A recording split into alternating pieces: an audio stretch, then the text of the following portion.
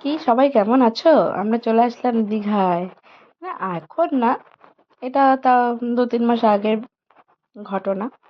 তো ছুটি ছিল, চলে গেলাম দীঘায়। আর দেখো কেমন পটর পটর করছে। চলো চলো, বাবার সাথে যাও, বাবার সাথে যাও, বাবার সাথে যাও।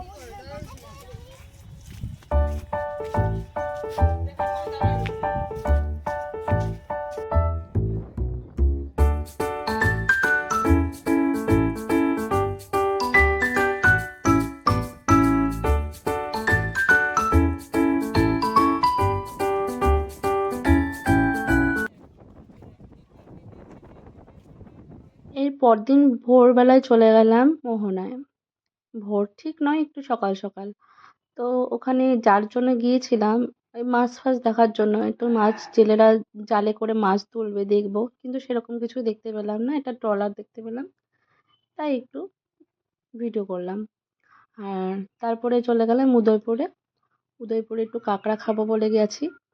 আর সেখানে একটা ছোট্ট বালির টিলা ছিল, ওখানে উঠে সবাই একটু এনজয় করছিল। দেখো, ভালোই এনজয় হয়েছে উদয়পুরে গিয়ে। ঘুমানোর বেশি এরকম ভালো লাগেনি, সকালবেলা খুবই হাওয়া ছিল।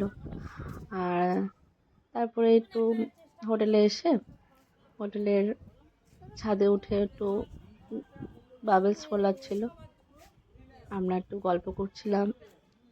দেখতে থাকো।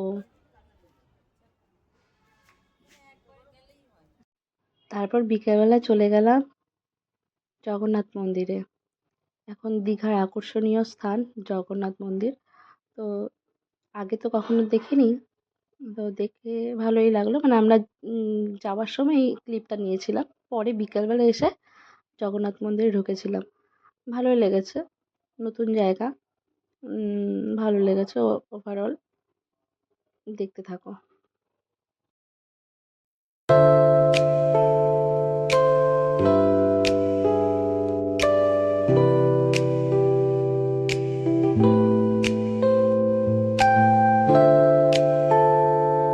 বলে রাখা ভালো, এই লাইন যেতে যেতে সিকিউরিটি গার্ডরা দুদিকে চেকিং করে, মানে ছেলেদের আলাদা চেকিং করে, মেয়েদের আলাদা চেক করে।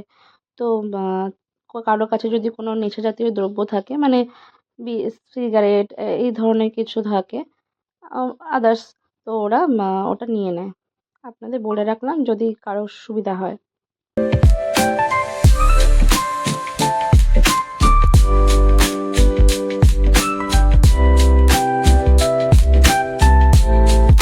জগন্নাথ মন্দিরের ভেতরের কিছু ক্লিপ আমি ভিডিও করে অন্য একটা ভিডিওতে, আগের ভিডিওটা ছেড়েছিলাম, আপনারা দেখে নেবেন।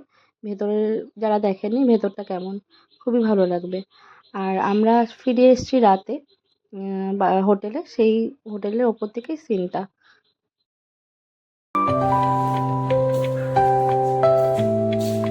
ঘুম পেয়েছে গাইস, খেতে যাচ্ছি।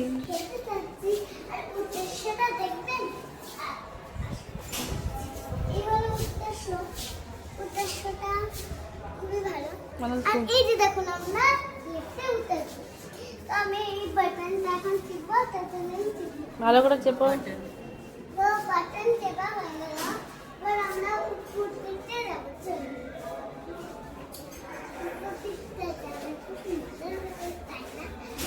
চলুন এবার আমরা চলো, উদ্দেশ্যটা কি বলে।